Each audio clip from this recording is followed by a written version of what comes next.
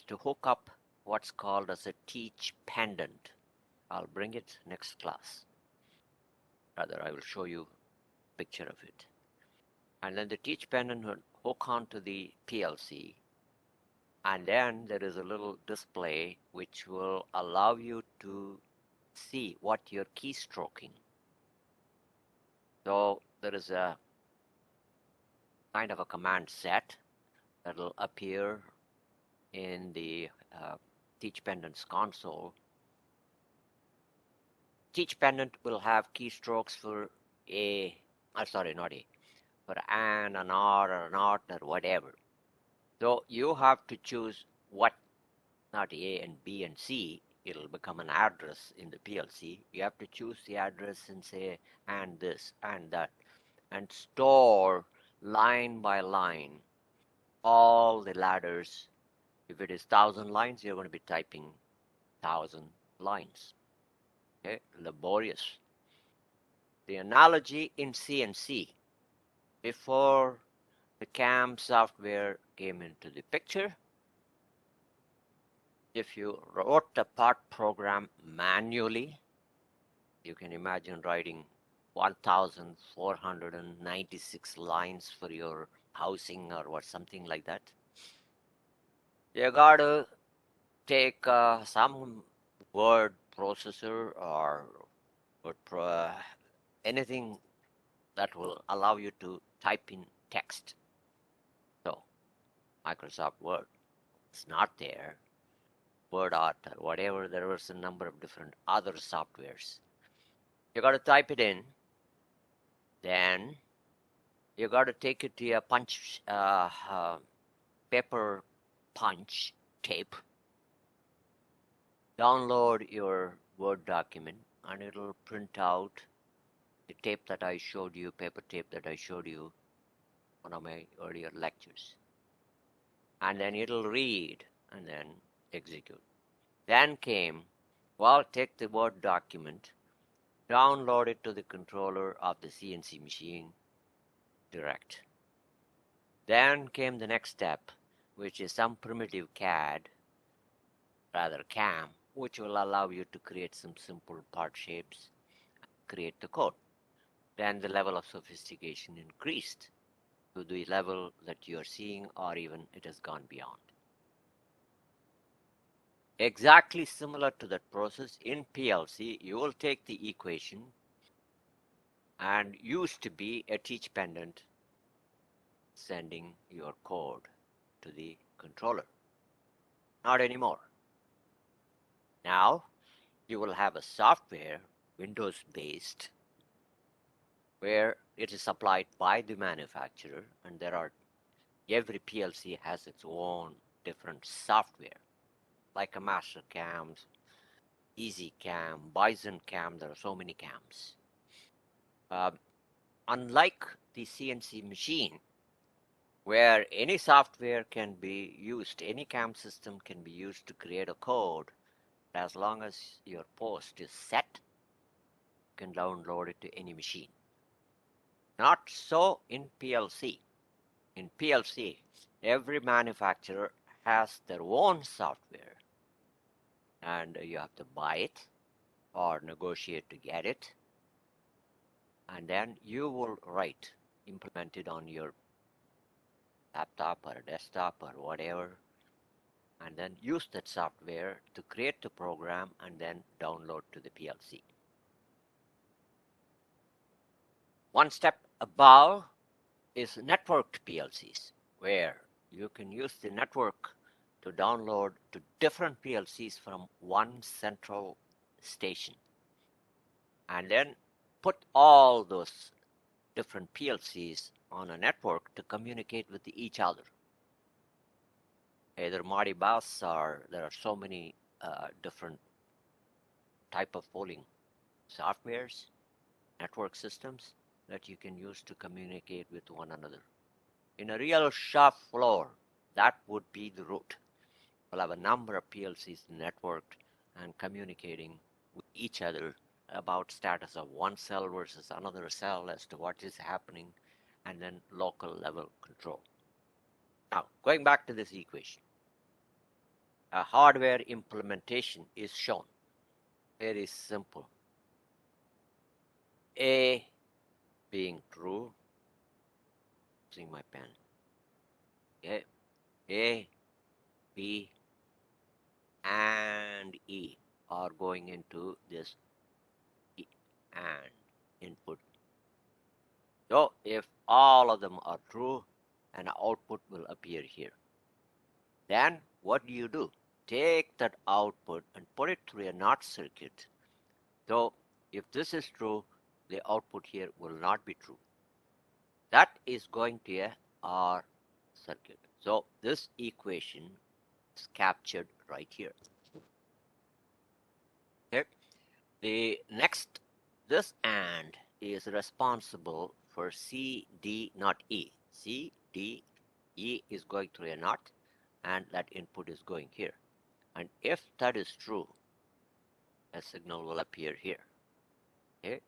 Then either this or this, as is represented by the equation, will generate an output. And you remember there is another big bar on top of the equation to say Y will be true if whatever is on the right hand side is not true. So you got to pass through a NOT circuit to generate an output Y. So if this is the only stuff that's going to happen in the process, go through a hardware circuit. Let's say you're going to implement this in 10,000 whatever machines. Don't go through a PLC. Just implement.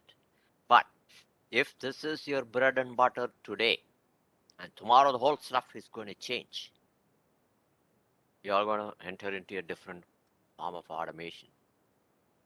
And PLC is the route to go, because you don't want to be wrecking all this, rework all the hardware. Simply store the programs. It's like a CNC machine. You can machine different type of parts.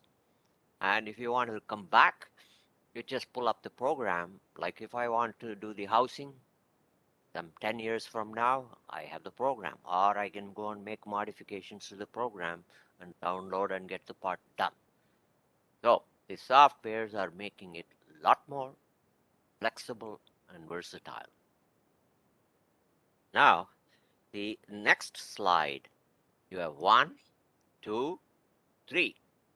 3 outputs coming from the process. And somebody came up with these equations for the process. X, first output, is A and B. Y, the second output, is A or B. Z, which is the third output, is A or B not. That means not A or not B. Right? So here, unlike this, you're controlling 3 outputs. Let's say a fan, a heater being turned on, and this one, a door being opened, something like that. So X is the fan, Y is the heat being applied with an element, and the Z is some hinging mechanism actuated by some electric motor or whatever, a door. So the stuff that is shown here uses an AND, an OR, okay, a NOT. That's about it. So out of just 2 inputs, you are generating 3 outputs. So the 2 inputs could be some sensor sending some information. Okay, so this is how you are proceeding from developing, stating the problem, then making assumptions as to what you as the designer is going to do, and obviously you have to consult with the whoever wants what that automation should do. Develop the truth table. You are not going to escape without the truth table, because that's the best way. But if you ask me, do I do the truth table all the time? Not really. Why? I have reached a level where I can intuitively think through the process. Means I am becoming lazy, not disciplined. Bypass the truth table and do it. And if it works, good. If it doesn't work, debug it. But that has come through after many, many years of dabbling with all this. But I am not going to preach what I practice right now, because for you, you should start with the very disciplined and methodical approach. Okay. So, what next? LLD, ladder logic diagram, as it's called, is the language of PLC. If you came into this course thinking that you are going to be writing codes on a Python or a C or a C++ or Java or whatever language, and write codes to control the PLC, no, that's not what is going to happen. You're going to write programs that will allow you to import your model equations using very high level language. The high level language is very specific to different PLCs. Okay? Now, if you take Siemens, or if you take FANUC, or if you take GE, everybody has a brand of PLCs in the market, out of which Siemens is pretty powerful in Europe. What you are seeing that I have introduced in my course is the fundamental aspect of all these PLCs. Just like CNC machine, the ultimate input to the machine is a part program. You may use different CAM systems or CAD systems. Similarly, in PLC, the ultimate output to the PLC is a ladder logic diagram network software. But unlike a part program, which has some basic structure, here things could be different. Okay? There is not a unification or standardization that people have been forced to do so. Force, everybody will look alike. That means one guy or one person or one industry may be more making their own software, but ultimately they will be forced to standardize. That hasn't happened. Okay? So in the ladder logic diagram or the language, still be using the ands and the r's and the nots as you have seen so far. Except in the software, you will be bringing in symbols that represent the and the r's and the nots and the outputs and a few other things that I'm going to be introducing, which will come into the software. That means instead of writing code, you're actually bringing symbol sets to construct the equation. Okay? Now,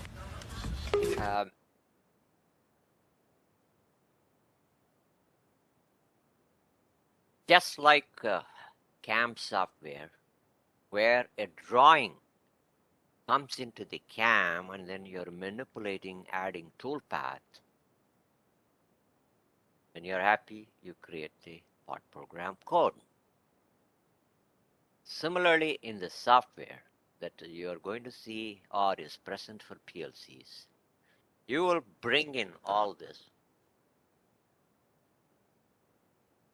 And then the software is going to allow you to simulate the model that you have constructed on the screen. So there is a simulation built in. Then if you are happy with the simulation, you will proceed to download into the PLC test it. Now, the approach I have taken in this course, just like in the CNC, I can stop with the just pure simulation and not go to the machine at all. Okay, so you rely on the simulation and say everybody is good. Everybody will say, yeah, everything worked. Same way in the PLC, you can stop at simulation and do nothing beyond that. No, not in my course. I do have models representing the process, especially for project 3 and 4, that would be used to test your final output, okay, in order to see everything from modeling, simulation, encode represents the actual process that you have modeled. Now, I told you about the ladder logic diagram represents the actual ladder in the physical world. That's why it got that name. A left and a right rail, as it's called, of a ladder with several steps in between. The steps in PLC are called the rung. Okay. So the rung can be a straight line connecting left to the right with some symbols in between, or there could be subrungs. That means like a R condition, this line or this line. So a lot of stuff can be done. I will show you as I move on. So in the symbol sets for the ladder logic diagram, remember this is different from the symbols that you used for the AND and the OR, the NOT gate that I showed you earlier. In the actual software, you will see symbol sets like this. At the top is an input that is being represented. Looks like a capacitor symbol in electrical. But in the PLC, that's the symbol for a contact input. So that symbol that I have got, I can write, okay, that's an A input. Then I can also see and put a B here, A and B. And then I can also put another one, C, not C, and A and B. If it is true, generate an output. Okay? So in one line, you will represent your equation. Outputs are represented as is shown in B, which I have already used here. Okay? Then to represent not C, I have already done that. This is the symbol, the capacitor symbol like stuff with the cross shown, which will say not true. C is not true. That's what is written in equation. Now I've already said this, A and B. It's like a series circuit. Both have to be true. A or B is this. Looks like a parallel circuit. This or this. If it is true, generate an output. So these are the most popular, and using this, we can go a little bit beyond.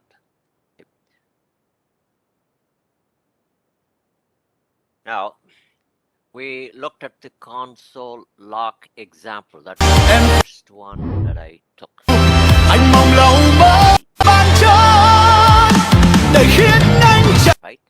Not L and P, or S and L. I showed you how it can be implemented in a pure hardware.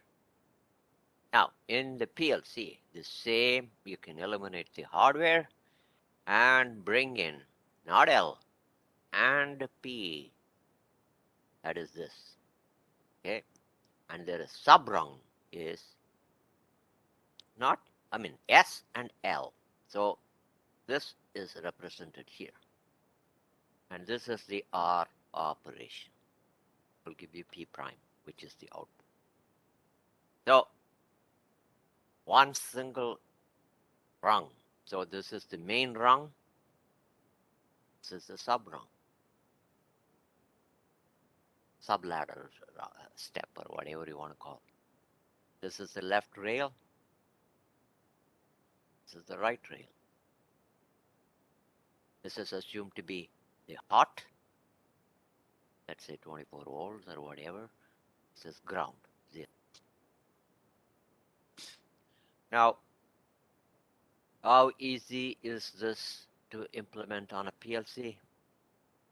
I would say it'll take you 2 minutes or less. Write this code, and then you download to the PLC and test it. Okay? So that's the first example I already did before, and I brought it back. You can do more things, and I'm going to introduce one by one. Now, what we have here is A or not C. Okay, joined here, and B, which is here, generates an output X. Let's say a fan is being turned on.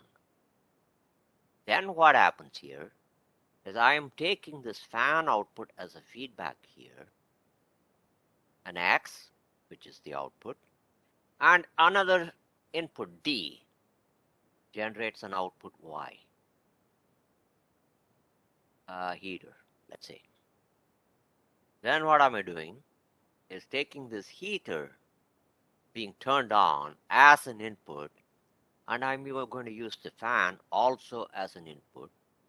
Heater or fan, and not Y, sorry, not A, some input that was previously there. I am generating Z. What could it be? Door open, or damper open, something like that. So this example shows that you generate output and the output can become an input. Now, is this a true feedback loop, or is it kind of a pseudo loop? Question is, how is this fan being turned on is coming back to the PLC as an input? The fan turns on, blowing air. You have already applied some power to the fan,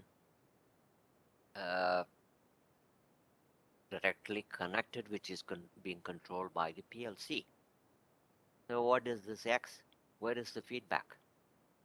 Well, you can put a sensor in front of the fan which is measuring, or like a turbine, a tachometer, whether wind is blowing, but then you're going to call this as something else, maybe a D as an input.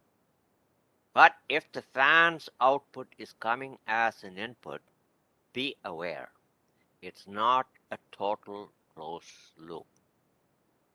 What exactly will happen in the PLC? When the output X is turned on, which is going directly to some relay or whatever that's going to apply power to the fan, inside the PLC, there are hardwares, memory chips, which register, the software has turned the output X. I am going to set up a flag that will turn on. This is software turning on some register inside. And I'm going to poke into that hardware inside the PLC to see whether X is turned on and use it in that software. So is this a true feedback? I would say no, because you're not going and measuring actually whether the fan turned on. So what is the danger in using this type of a structure? Well, the PLC applied power, okay, to the fan. Fan was burnt. The power goes, but it is not turning on. But the flag inside has already uh, seen this line setting X. And if this is true, it'll put the heater on. That means your heater is going to be turned on even without the fan running. Right? So you may be burning the heater off very quickly. So doing this kind of feedback is absolutely right for PLC, but does the process need can benefit with this type of feedback, or should you should add another sensor here to make sure that the fan turned on? As the process becomes complicated, as I said before, the nuclear control, nuclear power station control, or chemical process control, this type of structure where you're relying that everything is behaving right may not work. Will not work. So you gotta add more sensors. Yes, I will generate the fan output and I am going to uh, monitor whether the fan is indeed turned on by using another sensor to feedback, right? So the problem will become complex, but what the heck? PLC can do many complex problems. As I said now, it's very widely used in many industries. Um, in fact, one of my graduate students who completed his master's with me, I would say 2.5 years ago. Okay? Uh, his master's had nothing to do with the PLC, but he took all my courses, undergraduate, graduate, and then he went on to do his PhD, not PhD, master's in robotics area. He is the day after he finished, he got a job locally. He's right now working with one of those. The company is in Eli, outside of Winnipeg, on Portage. I think it's off Portage. I'm talking about the town of Portage. What they make is grain elevators and dryers for the grain elevators. It's a farming supply. He is totally in charge of the whole grain elevator operation, fan to dryers to whatever, monitoring different sensors inside. It's all controlled by PLC. So I am trying to see whether he can come to my lecture, obviously WebEx or whatever, and give a little 50 minutes lecture on PLC structure that they have got in the grain elevators. That's their bread and butter. Build, they put the control system in place, then they dismantle everything and take it to the site and assemble it. They are supplying not only Manitoba, Saskatchewan, Alberta, then they're also into North Dakota, South Dakota. It's a big business for them. So where you have the real world application of controllers doing the job. Okay, so that's what happens there.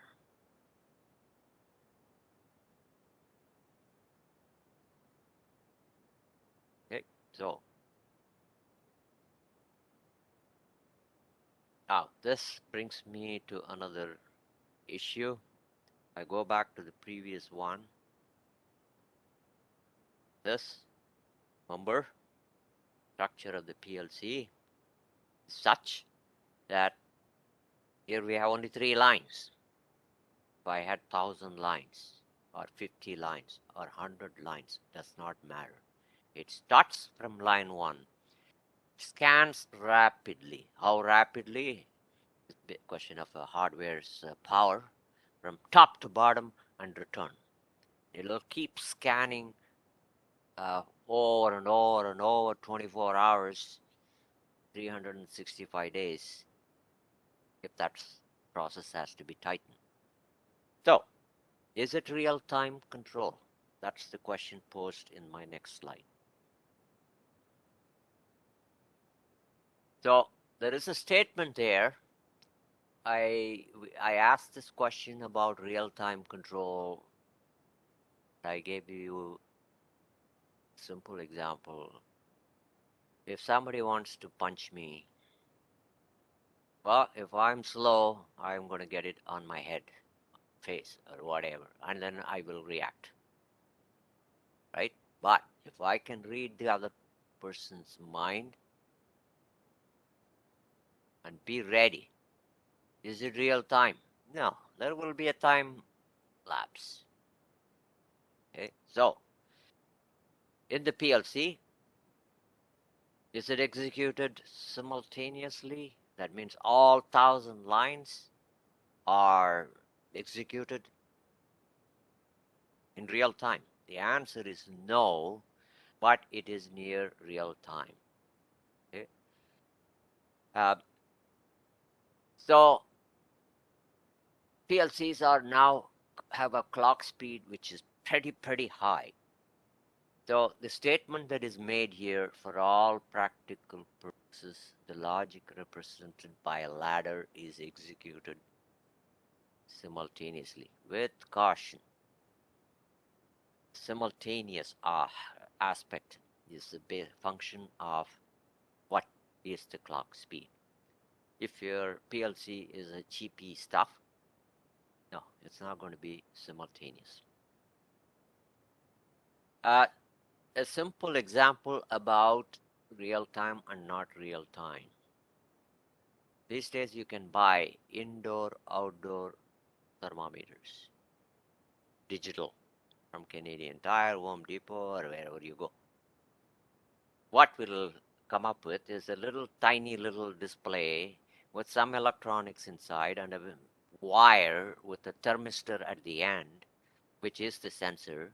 So you put the thermistor and strap it to something outside, and the thermometer may have an internal sensor also, and the clock will the display will display what is the temperature outside and what is the temperature inside in digital format. Right? Now, if you bought one of those for $10 or $15 and observed the thermometer, let's say the temperature outside is minus 25 and the wind is blowing. Okay? Before the wind started blowing, if it registered minus 25, and when the wind condition came, it became minus 35. And if the wind keeps blowing and stopping and blowing and stopping, your thermometer may not go to the minus 35. Okay? Because there is a sampling speed. If you paid very,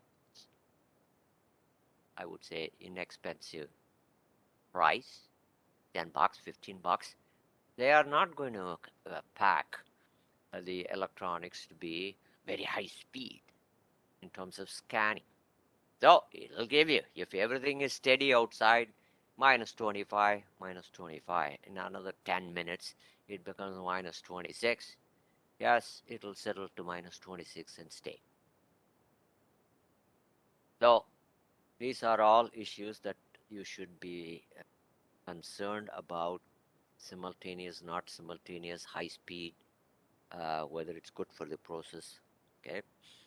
Now, I'll give you another example about speed of sampling. Your cars have all kinds of sensors built in these days. Many things are digital, from oxygen sensor to this sensor to that sensor, right? Uh, Including tire pressure sensors. Now, I, not my first car, my second car long ago was a Toyota Corolla. I'm talking about year 82, 83. Something that I noticed when when I go to fill gas tank, say it was near empty, I fill. My surprise, initially, I have to drive almost 3 blocks before the fuel gauge will lift up and come and show me that it is full. So it will gradually go up. That doesn't mean the sensor was gradually going up. The sampling of that sensor by whatever electronics that was built in was not very rapid. So maybe it was sampling every 3 minutes. Who knows? I don't know the exact. But eventually it'll go. But once it reaches the level, when it comes down, it'll be almost accurate in your eye, because they're not going to drain the gas tank in 3 blocks to empty.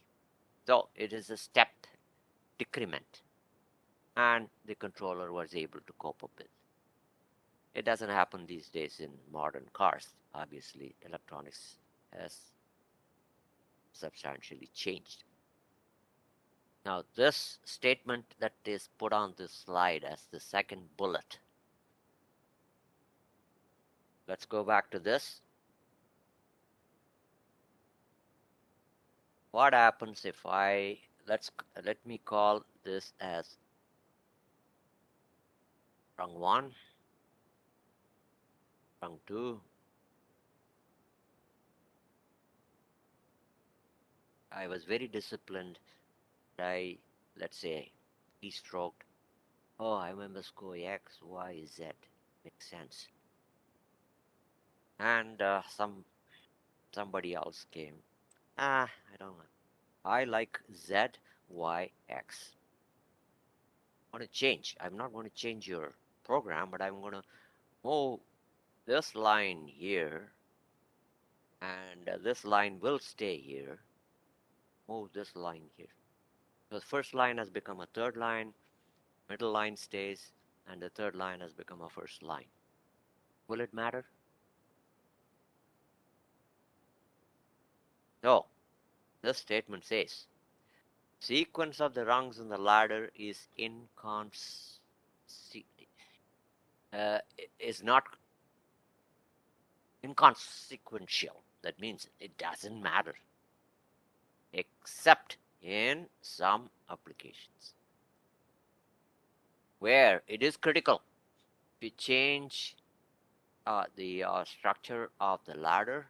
It may not work, and you will be thinking your equations are right, but by the mere placement of the rung and shifting them would make the control system fall apart. Why?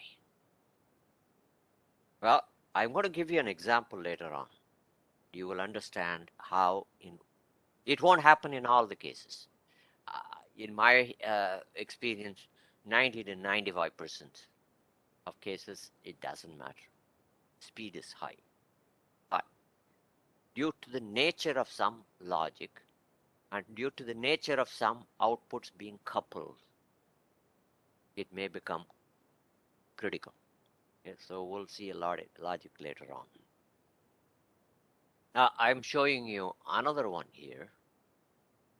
I'm showing a number of different examples. I may use the letter X, Y, Z, A, and B, but they are not related at all. Each A, each B, each X, each Y may all be representing something else. Now, there are 3 cases here, they are not coupled, they are independent logic. I have an input A, I want to generate an output Y. Okay. Now, question should be asked. What is this A? Is it, if it is a switch, is it pushing up, off, pushing down, on, and it stays in that position? What will happen in this case? If I push the switch down, which is the A, it's permanently on. This Y, let's say it is a motor or a lamp, will be running. No problem. And if I push this off, I'll switch it off. I don't need a PLC for this. Okay? But if this A is a spring activated switch, momentary on, it's all called momentary on and momentary off. No, permanently off. There are different varieties. Okay, this is like the push button switch. I press it, electricity passes. If I release my hand, bang, it quits. Now, if you use that to control a motor, not an efficient way. Are you going to be standing there holding that switch? Not at all. So, depending on the nature of the switch or a sensor or whatever, this, whatever is shown, may not be the right thing to do. So, one refinement you can make, A generates Y, exactly like this. Then I have a OR operation here, A or Y, generate Y.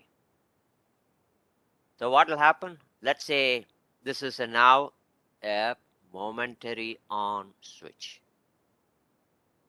The definition is I'm going to use a momentary on switch.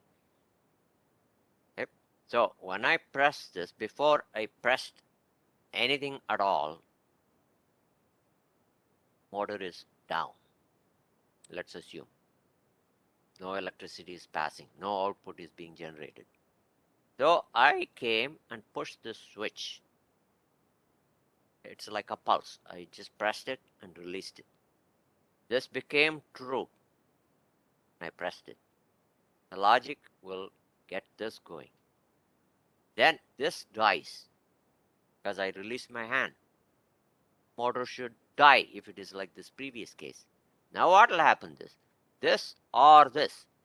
When I pressed, this became true and this became true too.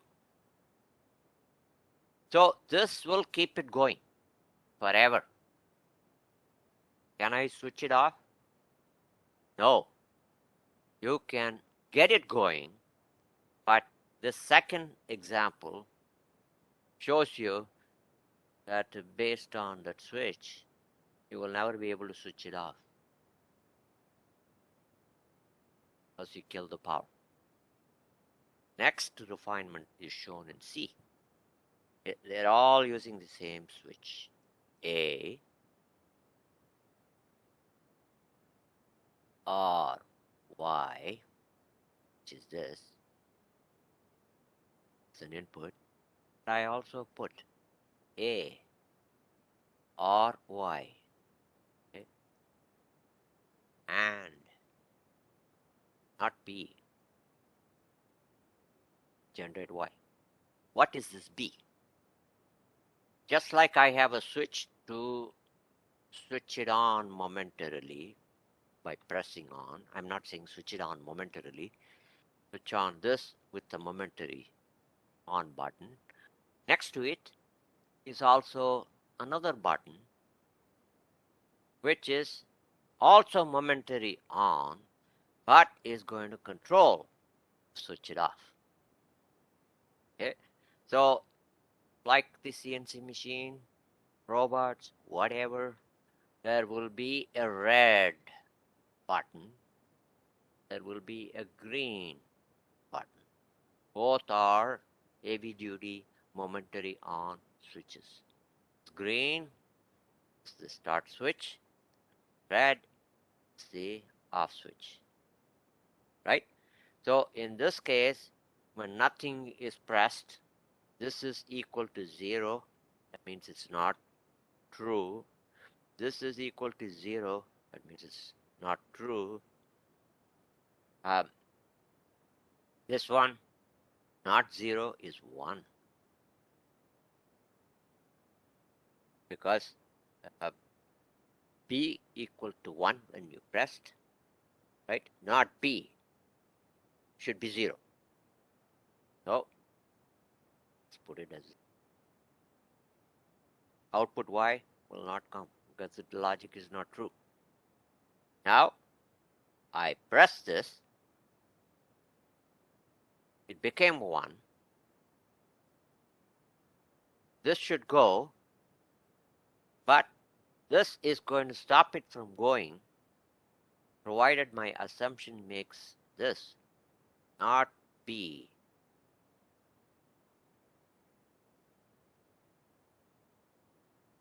Okay?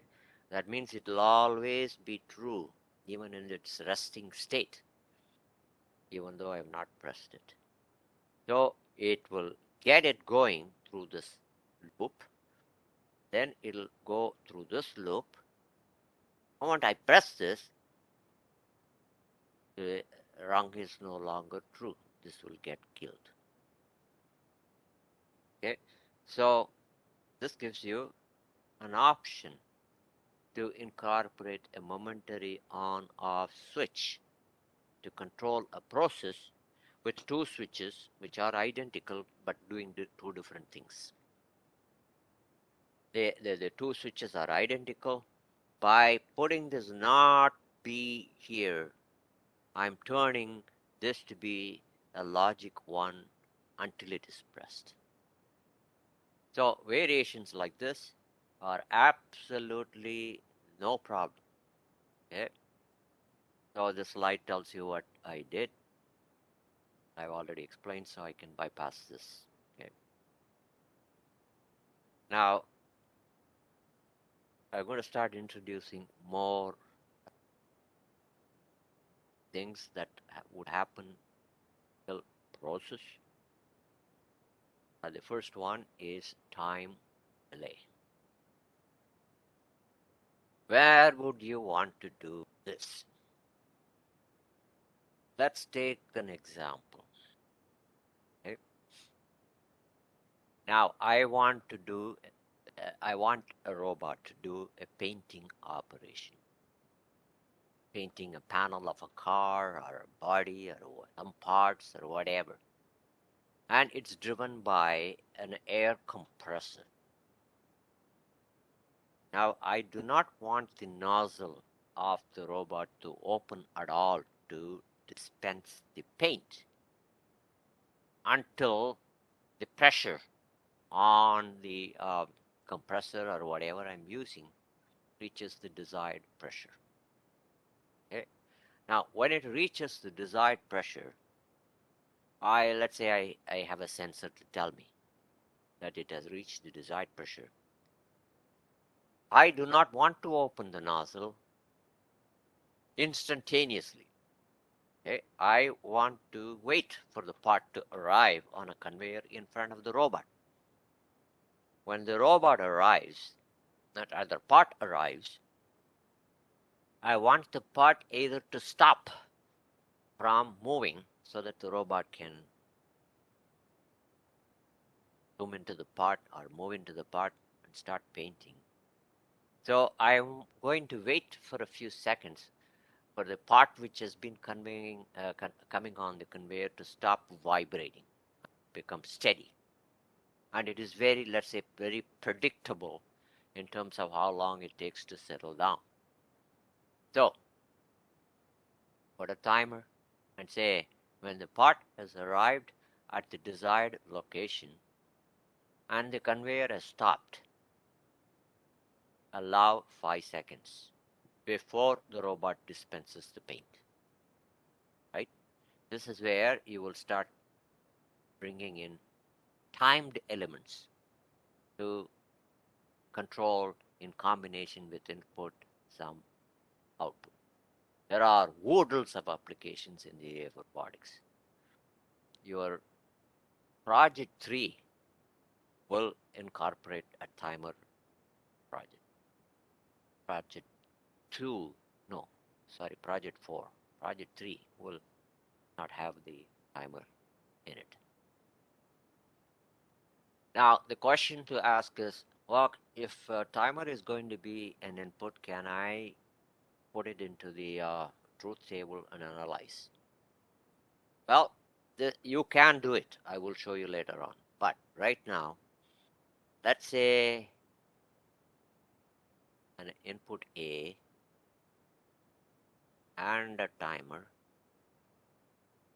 is going to be your two inputs on the truth table. Only two. Okay. So, how many rows? 2 power 2, 4. What are the 4s? 0, 0, 0, 1, 1, 0, 1, 1. These are the input combination. So I have to have some output being generated as a result of this.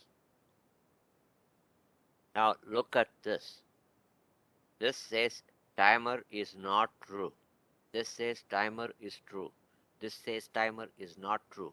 This says timer is true as a possibility.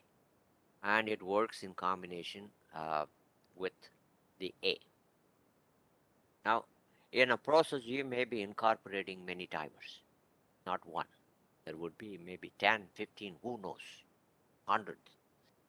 So the timer, which has two different states, being brought in is going to make things a bit more cumbersome to analyze in the truth table. Okay?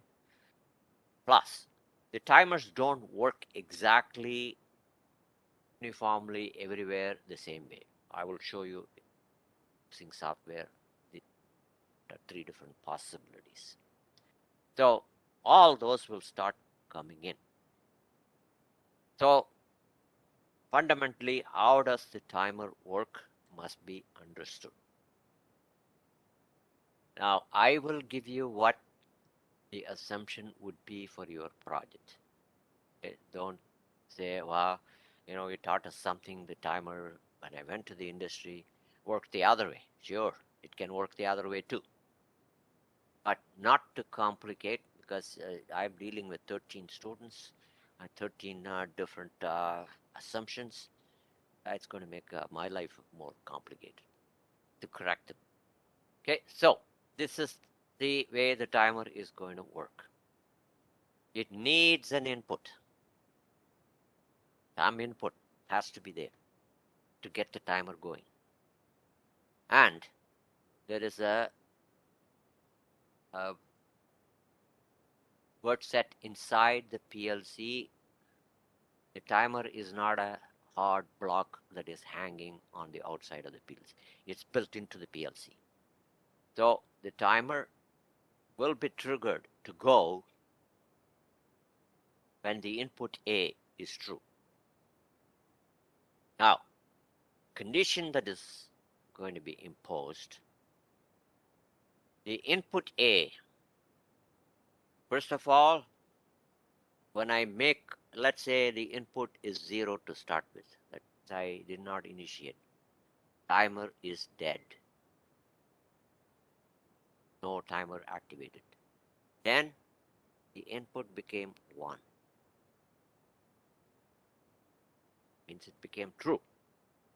Now what happens is the timer's input is 1 here.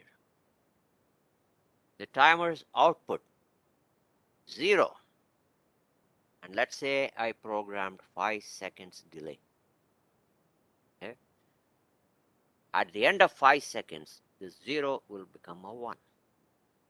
When I say 0 and 1, it will become true. At the end of 5 seconds. But before that 5 seconds reached, I killed. This became a 0. The timer, before 5 seconds, this scenario will not be there. It will continue to be. So the timer requires that input to be alive during the countdown period to become true, and need to be true all the way, even after that, until you say, well, the timer has done the job. I will give you an example. Now, the timer doesn't go directly to control a process. Timer comes in as an input here and controls a hard output, such as a fan or a heater, whatever. Okay? So you can also, there are refinements here. I can do all of this in one line. Input A, timer, output, let's say X. So eliminate two lines will become one line. Okay, I can also do this. B. Oop, oop. A and timer and B, not and B, or B, get X going. You can do all kinds of nested multiple rungs within a ladder. See it later on. So this assumption must be assumed. Okay? The stuff that would make you easily understand PLC logic or diagrams or whatever is what's called as a timeline diagram. Okay? So a timeline diagram pictorially helps you to understand how different elements are coming together. I'm going to use the timeline diagram to explain how my assumption or the assumption that you are going to be using for your PLC problems can be understood. X as an input triggers the timer but must be true. When it is programmed for 3 minutes, nothing will come out of the timer for 3 minutes. When this stays on for 3 minutes, at the end of 3 minutes, this will become true. And you have to hold this to be true for this to be 1, otherwise it will collapse. So the timeline diagram shows this. X was not true until at the end of 2 minutes or whatever, it became true. What happens to the timer? Timer has been programmed to go at the end of 3 minutes.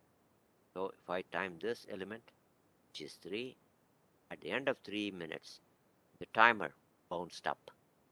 Look at the input X, it is still true. Then at the end of 11 minutes, this input X got killed by either a person deactivating it or whatever. Timer collapses right away. Then look at this scenario. What happened here? At the end of 17 minutes, X became true, and at the end of 18 minutes, X became untrue. So you didn't even give the timer a chance. It started counting 3, 2, finished. The input got killed. So it never came here. It is not going to come here at any of these because the input did not stay long enough to get the stuff going, except here. It went up. So the timer did not got triggered at the end of 3 minutes, which is this. The timer became true, but immediately after 1 minute, this X died. Timer goes with it. So the X takes the input along with it. Sorry, X takes the timer with it. If X collapses, timer collapses. So how can this be used? Well, you can also do this. Add a NOT circuit or timers, which I'm going to show you in the PLC, which also works like this. X, timer, and an output Y. Okay? So when X becomes true, if I had programmed 3 minutes, the timer will become immediately 1, which is true, and at the end of 3 minutes, it'll die, provided X is true. Okay, so it works the opposite. In some process, you may want this. In some process, you may want this. So PLCs will give you options, okay? But in our project, you're going to stay with this assumption. Okay? Not that whatever that is represented in the timeline diagram, that's how it is going to go. So we'll see more of this as we go. An example. I have to tell you, real industrial application that motivated me to put this in. Okay, first of all, let me explain this. You have a conveyor or some ramp, okay, that's this, and has a trapdoor here, which normally is in this position, closing whatever the trapdoor do, and parts are rolling, okay, on this. Okay. Now, there is a quality check to see whether this could be a milk carton, it could be a cereal box. So the industry has implemented a weigh station here. As the part rolls over this area, the digital station or whatever weight station measures the weight very quickly, generates or checks whether it's 500 grams plus or minus 5 grams is allowed. But if it is 470, the controller must open this trap door, let this 470 ejected, and quickly close the door. So between this station to this station, there is a time element. Could be 3 seconds, could be 2 seconds, could be milliseconds. So if this weight is wrong, open this door, okay, and hold it. And your time, how long it will take to go here, 2 seconds, and then bounce this back. Simple example of controlling a trap door to control the quality of parts on a conveyor. Okay? That's an example of timed element. The motivation for this, quite a while ago, the superstore used to be called a Super Value. And this superstore now still exists in St. Anne's, or St. Anne's Road, at the junction of St. Anne's and Fermor, I think. Don't remember now. Some TV anchor person, who usually shops that store, bought 2 or 3 packages of ground beef, and they usually are put into the distribution section, wrapped, a styrofoam holder with a saran wrap wrapped around them, with the label that shows what is the weight, possibly the price. So she picked up, I should be gender specific, not specific.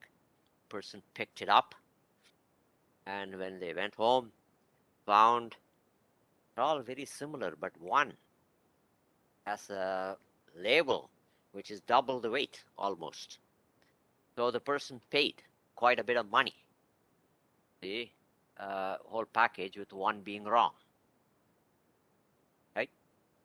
So the person didn't report it back to Super Value, reported it to the Federal Food and Drug Inspector, that there is something going on here.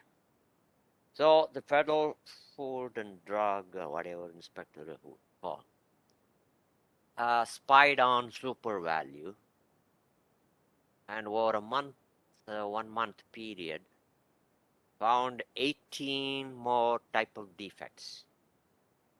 Overweight, always. So Super Value is told that the federal inspector is going to report and there is going to be a court case. Fraudulent practice, right? So it came up, and Super Value or Superstore panicked, and it's an automated line where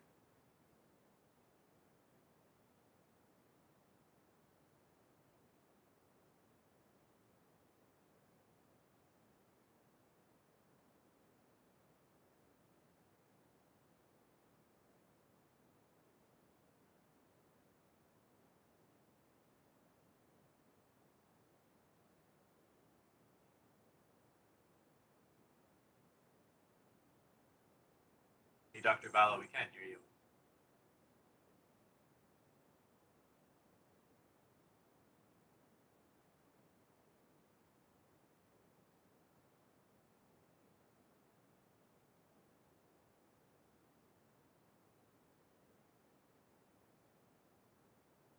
can you hear me now? Yes. How long did this happen? Once you started drawing in the top right corner.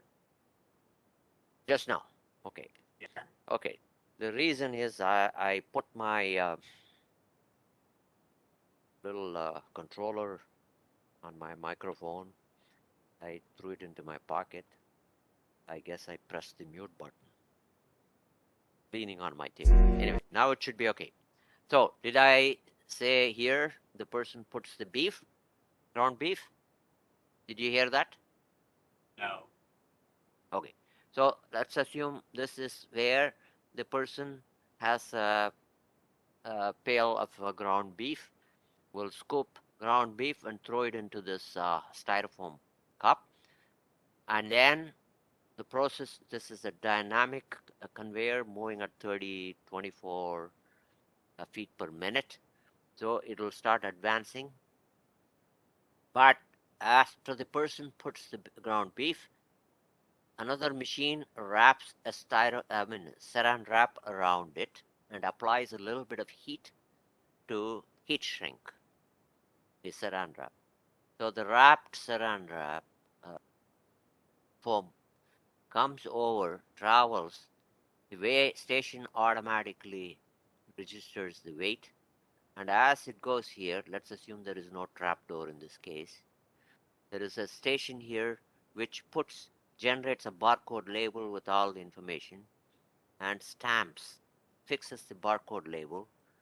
Everything is happening dynamic. Nothing is stopping. It keeps going and falls into container with all this packaged ground beef. And somebody comes here, takes this away, display, to the distribution.